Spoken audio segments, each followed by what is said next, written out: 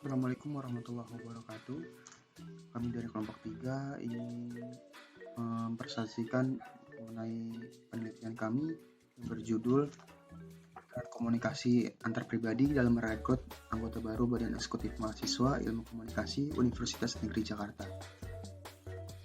Kami beranggotakan saya sendiri Muhammad Pakadi Aksa. Nama saya Andika Rivaldi, nomor hadir 04 dari kelas B. Perkenalkan, nama saya Muhammad Bagus Syaputra, absen 27 dari kelas B. Nama saya Pangeran Rafli Priyatama, nomor absen 31. Bab 1 pendahuluan yaitu mengenai latar belakang. Manusia yaitu makhluk yang berkomunikasi. Tindakan komunikasi dilakukan dan berusaha dipahami sejak manusia lahir di dunia ini. Bahkan seperti ini kerap dipandang sebagai penanda dari keinginan untuk pengakuan eksistensi sebagai makhluk individu dan sebagai makhluk sosial. Cara manusia melakukan tindakan komunikasi kemudian berkembang sejalan dengan perkembangan usia, situasi lingkungan yang dipelajarinya, serta kemajuan teknologi yang menyertainya. Komunikasi adalah proses individu di mana individu maupun kelompok manusia menciptakan serta menggunakan beberapa informasi agar saling terhubung satu sama lain di lingkungannya. Suatu kegiatan guna menciptakan hal baru kemudian disampaikan pada halayak luas, suatu perilaku lisan maupun nyata, di mana perilaku berusaha mendapatkan efek yang diinginkan. Terdapat bermacam-macam individu untuk melaksanakan interaksi pada individu lainnya. Ada yang menggunakan media untuk menyampaikannya, ada yang menyampaikan komunikasi satu arah, dua arah, ada juga yang menyampaikan secara pribadi ataupun secara kelompok yang memiliki tujuan yaitu musyawarah, mencapai mufakat. Dalam komunikasi terdapat karakteristik komunikasi yaitu sebagai berikut. Komunikasi suatu proses. Dalam komunikasi antar pribadi, komunikasi sangat berperan penting untuk menelaah atau mengidentifikasi pribadi dan juga mengekspresikan siapa diri kita. Dan itu ialah langkah utama kita membangun, memperbaiki, mempertahankan, dan dapat mengubah hubungan baik dengan individu lainnya. Dengan adanya komunikasi antar pribadi ini dapat membangun hubungan manusia yang bermakna karena adanya pendekatan di dalamnya. Kemudian, komunikasi mempunyai tujuan. Suatu proses aktivitas komunikasi sebenarnya yaitu aktivitas yang dilaksanakan secara sadar, disengaja, dan disesuaikan dengan kebutuhan pelakunya. Maksud dari sadar itu kita mengetahui dengan siapa, waktu kejadian, dan hal apa saja yang didiskusikan. Komunikasi bersifat simbolis. Dalam kegiatan komunikasi, masing-masing pesan yang disebarkan dilaksanakan dengan memakai lambang, simbol, bahasa verbal, dan bahasa non-verbal. Dalam komunikasi antar pribadi sangatlah penting dilakukan untuk mendukung kelancaran komunikasi organisasi. Komunikasi antar pribadi yang baik dapat mengurangi terjadinya kesalahpahaman atau rasa saling tidak percaya. Istilah Badan Eksekutif Mahasiswa yaitu organisasi yang aktivitasnya sangat direkomendasikan untuk diikuti oleh mahasiswa. Tugas dari BEM tersendiri mencakup banyak hal, mulai dari melaksanakan program kerja hingga menjadi perwakilan aspirasi mahasiswa. Pengertian BEM tidak semata-mata pengertian secara teoritis saja. Itulah sebabnya dalam realita di lapangan, tiap anggota BEM tidak akan dijelaskan pengertian BEM secara teoritis, namun juga harus memiliki karakteristik dan sikap yang harus dimiliki yaitu sifat kekeluargaan, membina, dan membangun mendisiplinkan anggotanya. Kemudian, fokus penelitian kami yaitu pengalaman yang dialami oleh individu, karena ingin mengetahui peran komunikasi antar pribadi antara anggota Badan Eksekutif Mahasiswa Ilmu Komunikasi Universitas Negeri Jakarta. Hal ini berkaitan dengan istilah fenomenologi dikarenakan fenomenologi sendiri berfokus pada pengalaman pribadi individu. Maka objek penelitiannya adalah orang yang secara langsung mengalami peristiwa atau terjadinya fenomena tersebut. Kemudian tujuan penelitian berdasarkan fokus penelitian di atas yang berfokus untuk mengetahui fenomena komunikasi antar pribadi yang terjadi pada setiap subjek penelitian kita yaitu anggota Badan Eksekutif Mahasiswa UNJ. Dalam kegiatan perekrutannya, maka tujuan penelitian ini adalah untuk mengetahui peran komunikasi antar pribadi dalam merekrut anggota baru Badan Eksekutif Mahasiswa Ilmu Komunikasi Universitas Negeri Jakarta. Manfaat penelitiannya, seperti yang kita ketahui bahwa BEM adalah jembatan penghubung antara mahasiswa dan lembaga. Mahasiswa dapat menyalurkan saran aspirasinya kepada pihak lembaga untuk mewujudkan kesejahteraan di universitas. Komunikasi antar pribadi berfungsi untuk mempelajari diri sendiri perihal sikap, perilaku, dan juga sopan santun, di mana dalam organisasi ataupun kehidupan sangat penting perannya. Perekrutan anggota BEM yang baru sangat diperlukan untuk berjalannya kesejahteraan universitas di masa yang akan datang, dan ini harus diperhatikan Dan ini harus memerhatikan sikap, perilaku, dan juga sopan santun calon anggota BEM. Selanjutnya akan disampaikan dan dijelaskan oleh rekan saya, Andika Rivaldi. Dalam kesempatan ini saya ingin membacakan bab 2 yang terdapat di dalam penelitian kami. Yang pertama ada penelitian sebelumnya, peranan komunikasi antar pribadi dalam menciptakan harmonisasi keluarga di Desa Kimaam, Kabupaten Merauke oleh Maria Victoria Awi, Norma Mawengkang, Antonius Golung. Komunikasi antar pribadi ialah proses berjalannya komunikasi yang terjalin pada lingkungan keluarga berdasarkan metode yang digunakan yakni kualitatif. Penelitian ini sukses menyingkap dan memaparkan mengenai terjadinya ketidakharmonisan pada beberapa keluarga di Desa Kimaam, Kabupaten Merauke yang terjadi akibat adanya kesalahpahaman komunikasi, buah sebab dari komunikasi antar pribadi pada keluarga yang tidak terjalin begitu baik. Berikutnya, peran komunikasi antar pribadi antara pimpinan dan karyawan pada motivasi kerja karyawan PT Intisel Produktifacom oleh Arif Sudarmono tahun 2018. Penelitian ini memiliki hasil berupa komunikasi antar pribadi antar karyawan dengan atasan pada ruang lingkup PT Intisel Produktifacom lebih besar daripada kategori tinggi, di mana 60% dari 40 responden bisa menjalin komunikasi antar pribadi dengan sangat baik. Di lain sisi, rasa semangat kerja juga berada di kategori tinggi, yakni 72,5% dari 40 responden merasa hadirnya rasa semangat kerja pada karyawan. Selanjutnya, penelitian serupa juga pernah dilakukan oleh Nabila Rundengan pada tahun 2013 yang berjudul Pola Komunikasi Antar Pribadi Mahasiswa Papua di Lingkungan Fakultas Ilmu Sosial dan Ilmu Politik Universitas Samratulangi.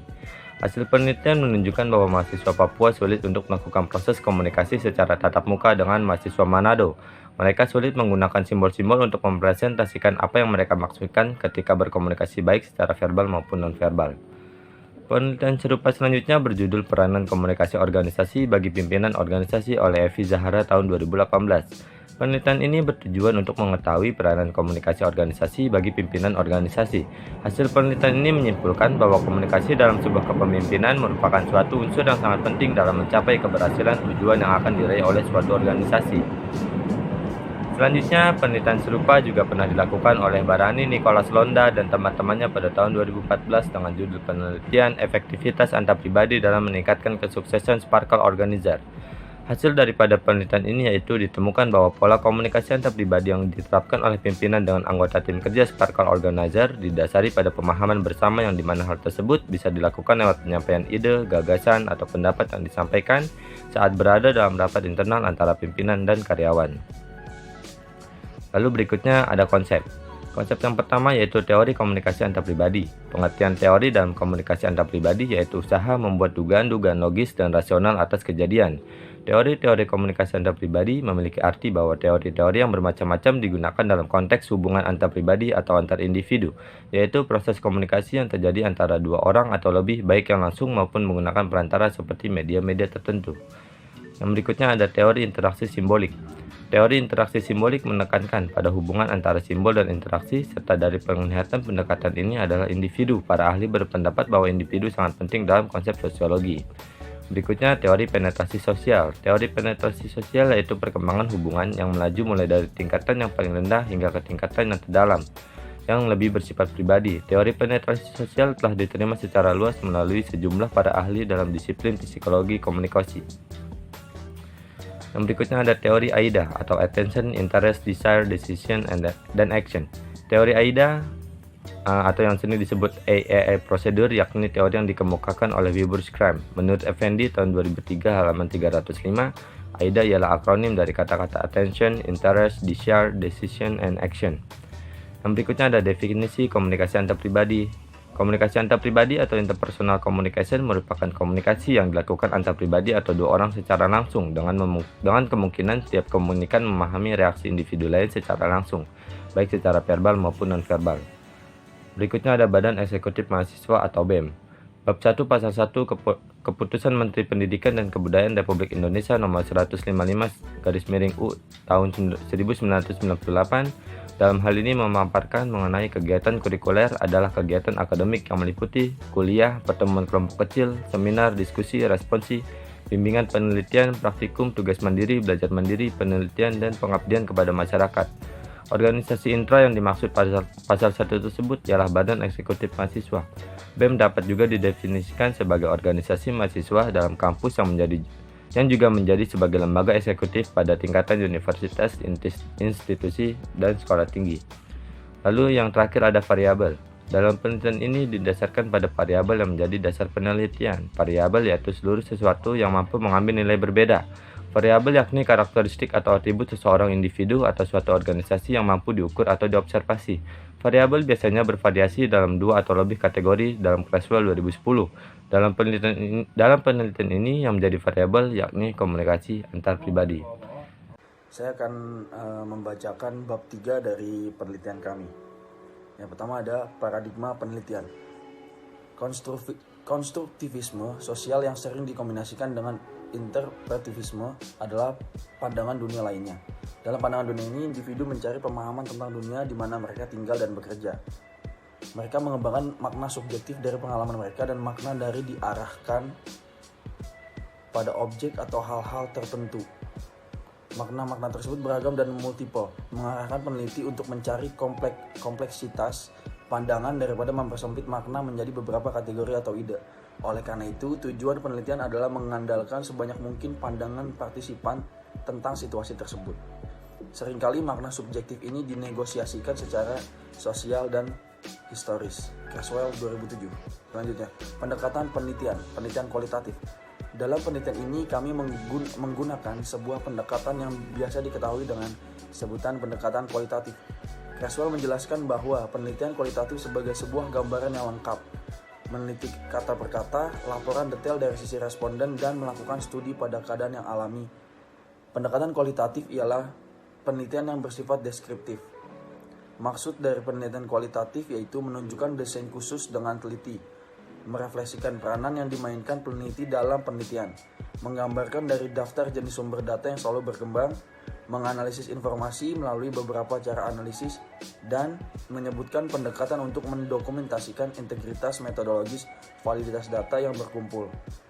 Creswell 2018. Selanjutnya, jenis penelitian. Jenis penelitian ini menggunakan jenis penelitian kualitatif deskriptif. Dapat ditarik kesimpulan bahwa penelitian deskriptif kualitatif ialah rangkaian aktivitas guna mendapatkan data yang bersifat apa adanya tanpa ada dalam situasi tertentu yang menghasil lebih menekankan makna. Peneliti menggunakan deskriptif kualitatif karena meneliti lebih detail mengenai fenomena peran komunikasi antar pribadi dalam merekrut anggota baru Badan Eksekutif Mahasiswa Program Ilmu Komunikasi. Selanjutnya, strategi penelitian. Menurut Barney Glaser dan Anselm Strauss pada tahun 1979 dalam Somantri 2005. Strategi penelitian adalah menemukan teori dari empiris, bukan hanya memformulasikan teori sebelum ia meneliti secara empiris. Namun ia masuk dalam kehidupan nyata kemudian mencari mengidentifikasi serta membangkitkan makna-makna dan organisasi ke permukaan. Strategi penelitian kami ialah menggunakan fenomenologi. Fenomenologi yang digunakan yaitu fenomenologi transcendental. Fenomenologi yaitu penelitian yang berusaha guna memahami makna kejadian serta berinteraksi pada sesama individu dalam keadaan tertentu. Fenomenologi berusaha untuk mampu masuk ke dalam dunia konseptual subjek penyelidikannya agar mampu memahami bagaimana ada apa makna yang dibuat sistematis tersebut di sekitar peristiwa dalam kehidupan sehari-hari. Selanjutnya, strategi penelitian. Pada tingkat yang lebih luas, Stewart dan Mikunas pada tahun 1990 menekankan 4 perspektif filosofis dalam fenomenologi. Yang pertama, kembali ke tugas tradisional filsafat pada abad ke-19. Filsafat sudah menjadi dibatas gunakan menelusuri dunia dengan cara empiris yang disebut ilmiah. Yang kedua, filsafat tanpa prasangka. Pendekatan fenomenologi yaitu guna memastikan semua hitungan tentang apa yang terjadi, sikap alami. Penangguhan ini disebut epoch oleh Husserl. Yang ketiga, intensionalitas kesadaran. Realitas suatu objek yang berhubungan erat dengan kesadaran seseorang akan hal itu. Jadi, realitas menurut Husserl tidak terbagi menjadi subjek dan objek, melainkan ke dalam sifat Cartesian ganda yang memiliki kedua subjek dan objek yang muncul dalam kesadaran. Keempat, penolakan dikotomi subjek-objek. Tema ini mengikuti secara murni dari intensionalitas kesadaran. Selanjutnya, strategi penelitian. Penelitian ini menggunakan jenis fenomenologi dengan tipe fenomenologi hermeneutik. Karena penelitian ini lebih menceritakan pada pengalaman hidup dan menafsirkan teks kehidupan.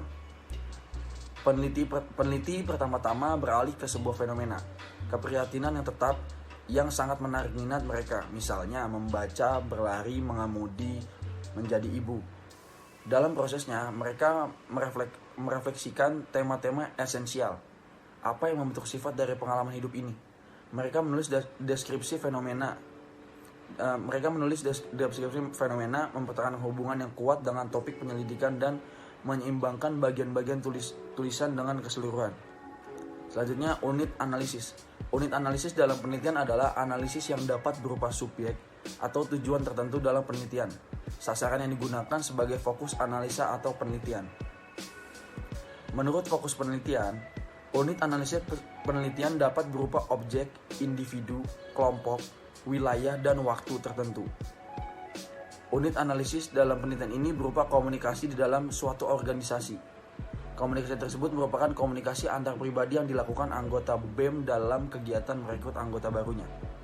Unit analisis dalam penelitian ini yaitu individu dalam suatu organisasi. Komunikasi tersebut yang merupakan komunikasi antar pribadi yang dilakukan anggota BEM dalam kegiatan merekrut anggota barunya. Teknik penarikan informan. Teknik penarikan informan pada penelitian ini menggunakan teknik purposive sampling. Sampel bertujuan yaitu sampel yang diputuskan berdasarkan pertimbangan tertentu. Dalam hal itu, ada kecenderungan peneliti memilih informan yang dianggap mengetahui informasi dan inti masalah secara detail. Teknik purposive ini dilihat lebih mampu merangkap kelengkapan dan ketelitian data dalam menghadapi realitas yang tidak tunggal.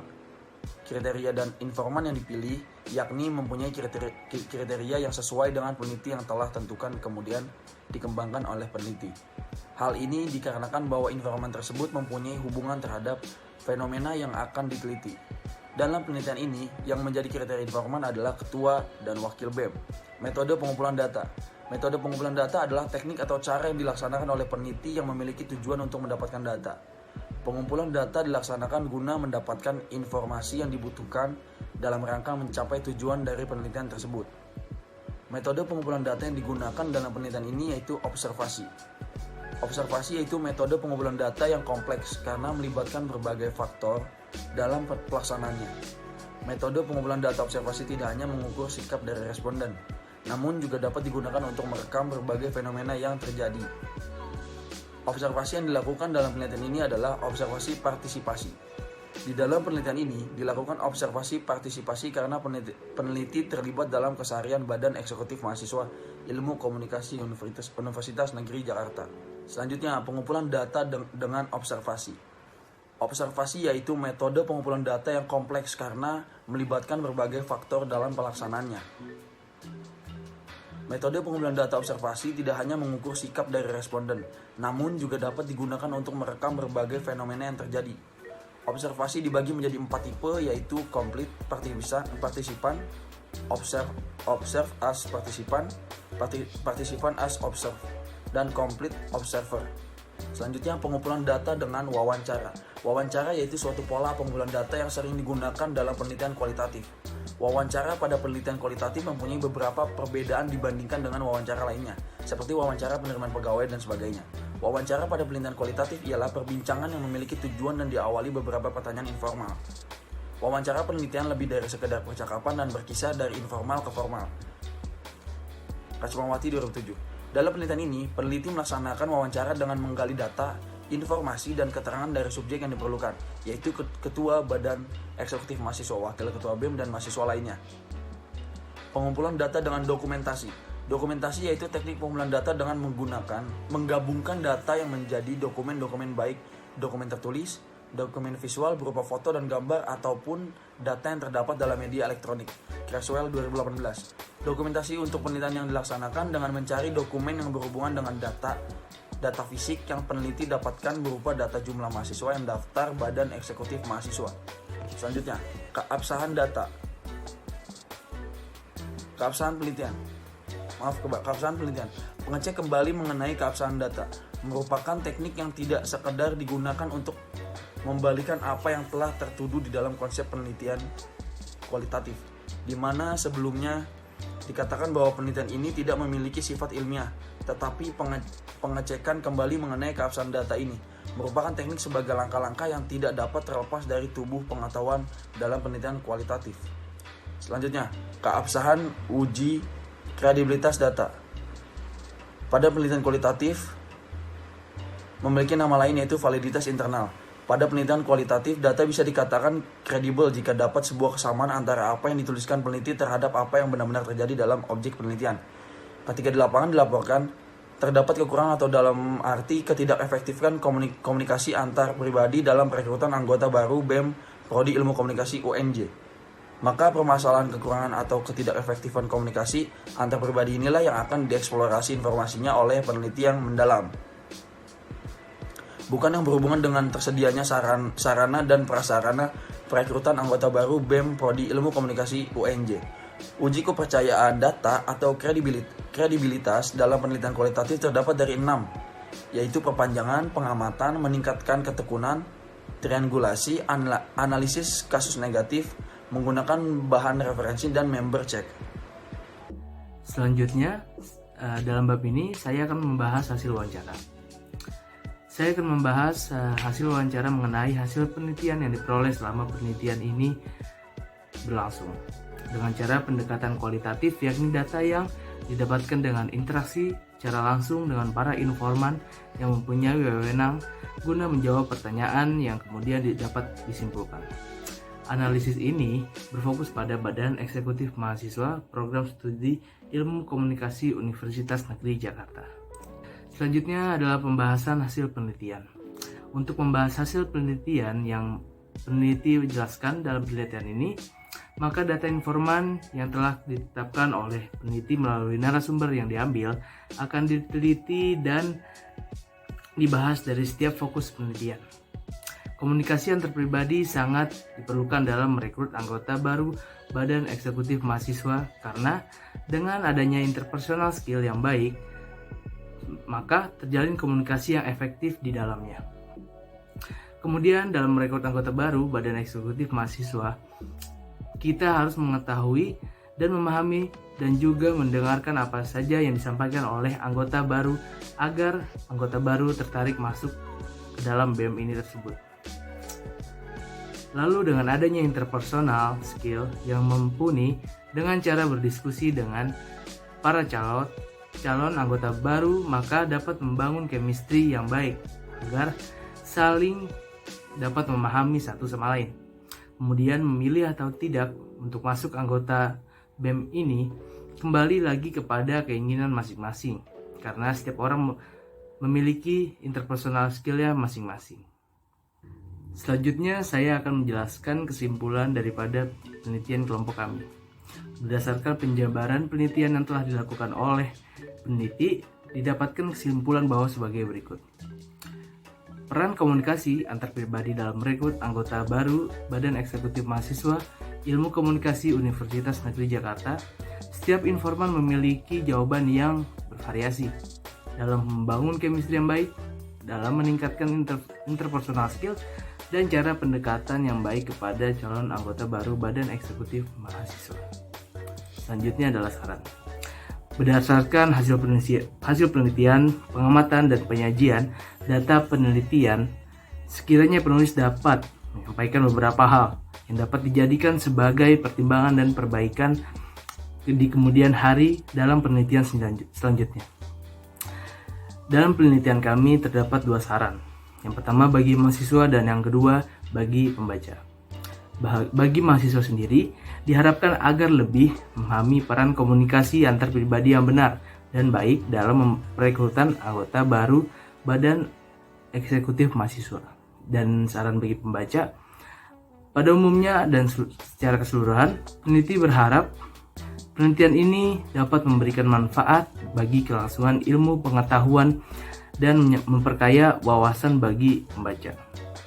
Sekiranya itu saja dari kelompok kami. Kurang lebihnya mohon maaf. Wassalamualaikum warahmatullahi wabarakatuh.